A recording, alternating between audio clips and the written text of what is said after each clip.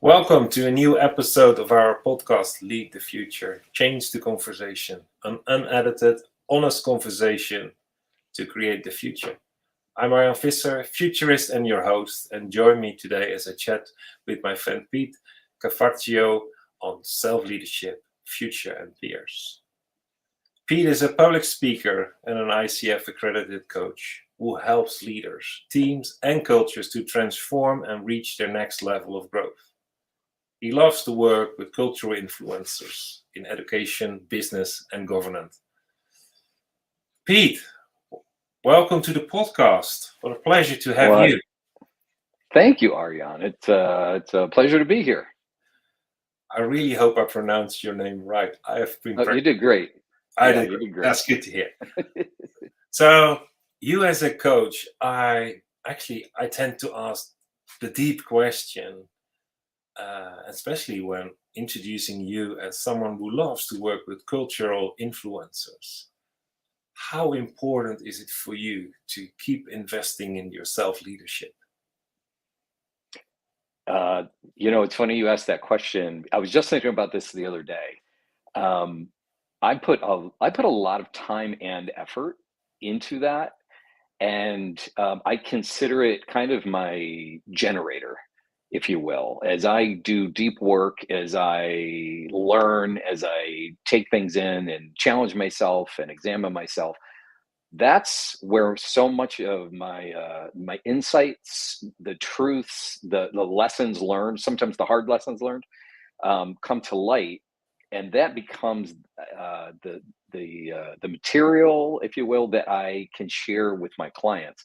And I actually made a personal commitment, Ariane, that I won't share something with someone as a coach unless I personally lived it or experienced it. Now, there's one little exception. I will point them to resources if it's not my area of expertise and say, this isn't my area, but go reference that. But if I'm going to share life principles or whatever, I don't take an academic approach. I'll share the principle, but it's always out of something that I have lived and has become life to me, so I can impart that life, because that's how we connect with each other, and that's how we impact each other. I love it. But it's a really high standard that you actually you promise And I'm very yourself. hard on myself. I'm hard Yeah, on myself that way. Yeah, yeah. yeah, And but that's so vital, I think, also in how you open up, or essentials maybe a better word, how you open up to voices, coaches that speak into your life. I yeah. assume you have for Absolutely. them the same standard. Um, well, I don't know about you, Arya, but I can sniff out very quickly, usually in about 5 or 10 seconds. If someone's talking and they're speaking out of just head knowledge and academia instead of a lived life experience, it's just, I can't describe it, but you can discern it. You can almost tell.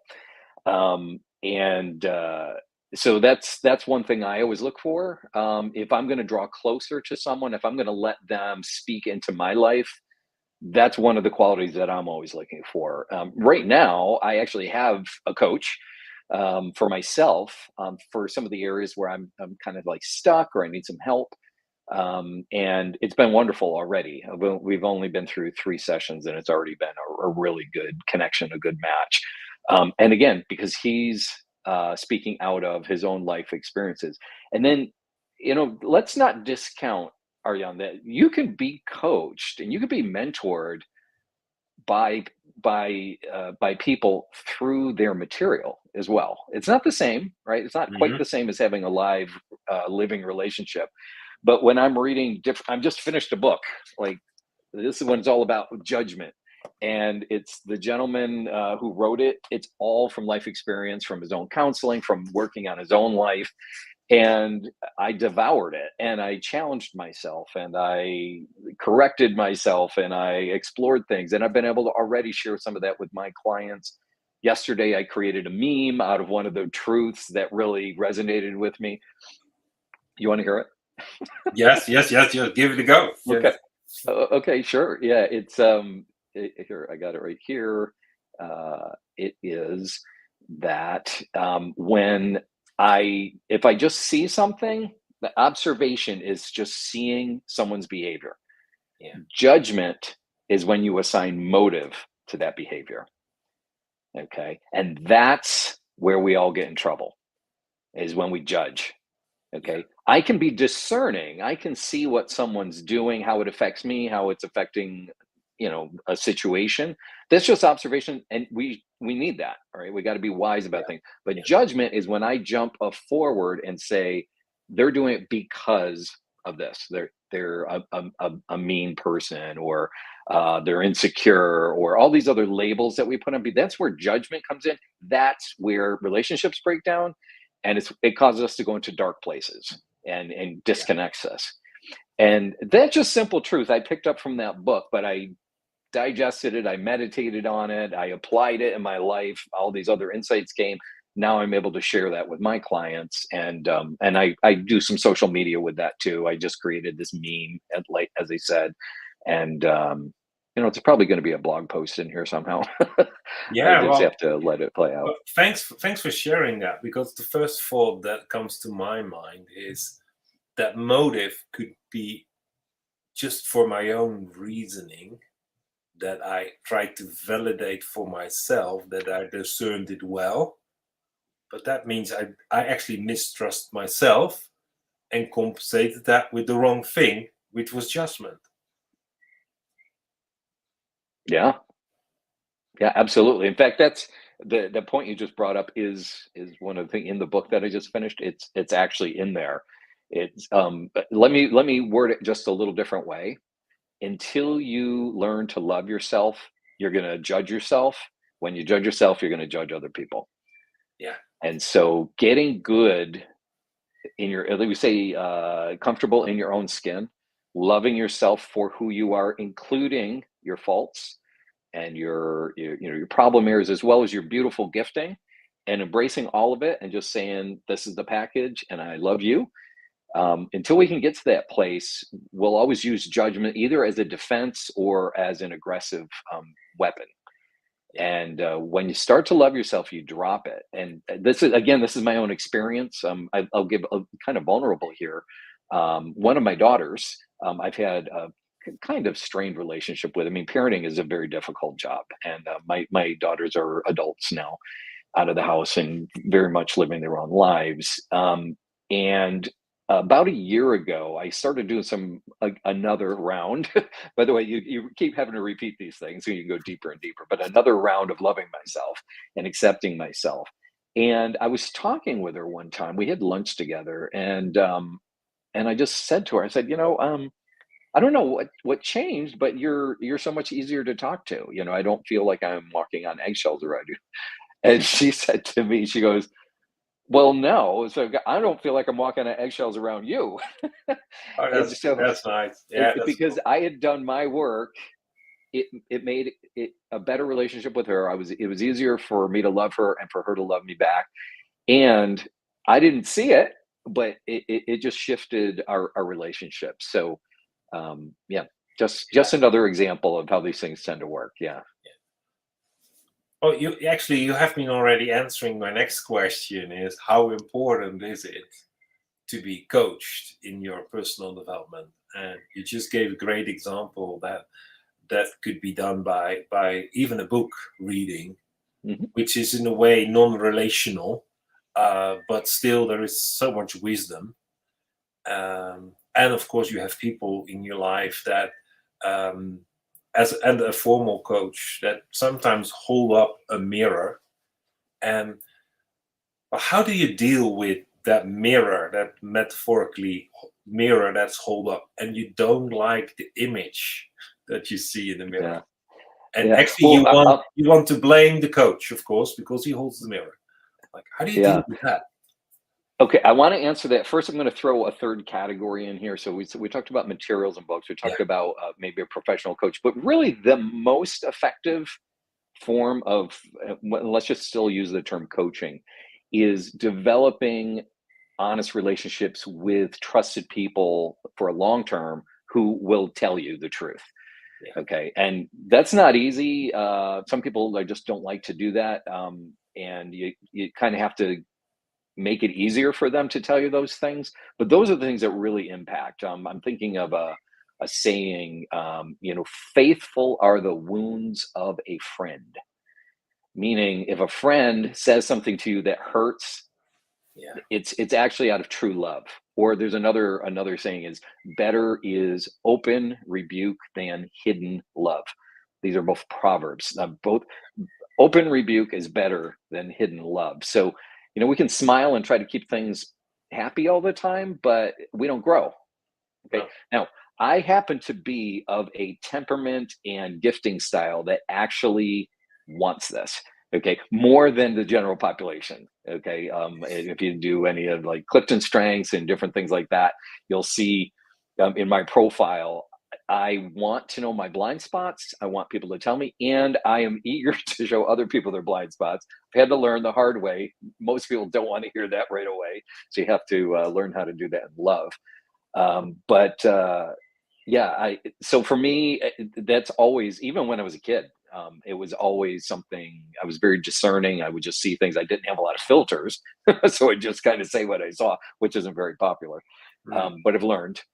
And but no, I'm eager to grow and see my blind spots. Now, how much of that can you handle at one time? How much can you work at? Well, that's where we all need grace and love, right? We can't completely transform overnight. It's a process. So what's on my plate right now that I need to work on? What are the things that God or the universe is showing me? It's bringing to my attention. My other people are telling me about, and that I can focus on. I can work on those things for character development and growing deeper until through practice I've changed. I've transformed. Okay, then it's ready for the next things that I need to work on. Yeah. Yeah. I love it. I try to just process, because actually I started to process your answer. So, they say it's a good thing, listen not to answer, but listen to learn. And I'm doing that. But now, so I was just coming back to, you mentioned more than once the word discernment, and especially when you're not so sure about yourself and vulnerable, and you're learning to love yourself, it is so easy to confuse what you discern as, and some call it just ugliness or fear of man, and just project it on yourself as that you did something wrong. So actually the other way around, not how do you protect yourself in the same discernment of learning, to sometimes just say, but that's what I discern. It's yours. It's not mine. I'm not putting on that coat. I don't want that to be projected on me. How do you deal with that? Especially when you go deep as a coach, there's quite a lot that can confront you. Yeah. Well, that's that's part. It's a learning process. I think whenever I'll just tell you this: whenever I'm in doubt, let me back up. The older I get, the more mature I get, my confidence level in, is that me, or is it you, or does it even need to be addressed? Because sometimes it doesn't. You just let it, scrolling marquee, you just watch it go by. I'm not gonna touch that. I don't need to touch that right now. It's just part of accepting each other. But when I'm in doubt, Arjan, I've just learned some neutral language to actually ask someone. Like, hey, this statement just came out. I'm not really sure what was going on underneath that, and were you implying this, or was it this? And help me understand. That's a great phrase, by the way. Help me understand, because you're putting yourself in a learner position. You're empowering the other person, and you legitimately want to understand. And then just get a dialogue going. And oftentimes, especially if you're dealing with someone who isn't really skilled in communication, they might not have a great vocabulary for their own emotions or inner dynamics. and you ask and get that kind of clarification, you can save yourself a lot of pain instead of jumping to conclusions. So Yeah. it just is, and then just also accepting you're not a great fit. You're not a perfect fit for everyone. Actually, for a lot of people, we're never perfect, right? And that's relationships. We rub against each other, and we might not always like the dialogue that goes back and forth, parts of it anyway. And again, can you love the person more than the situation or the dialogue or some of the working dynamics of how we interact? But can you always go beneath that and see, hey, that's a person who's worthy of respect and love, and I might not like all the things that are coming out of them, and I don't like all the things that come out of me. And we just have to, again, accept each other, and just go for the connection, stay connected in love. Yeah. Yeah. Sometimes we just have to spit out the bones, isn't it? Just enjoy the chicken. Yeah. And Yeah. And just, hey, you know what? Such is life. yeah. I got another great expression. Ready? This is a really powerful expression. Yeah. Oh, well. It's that simple. Oh, well.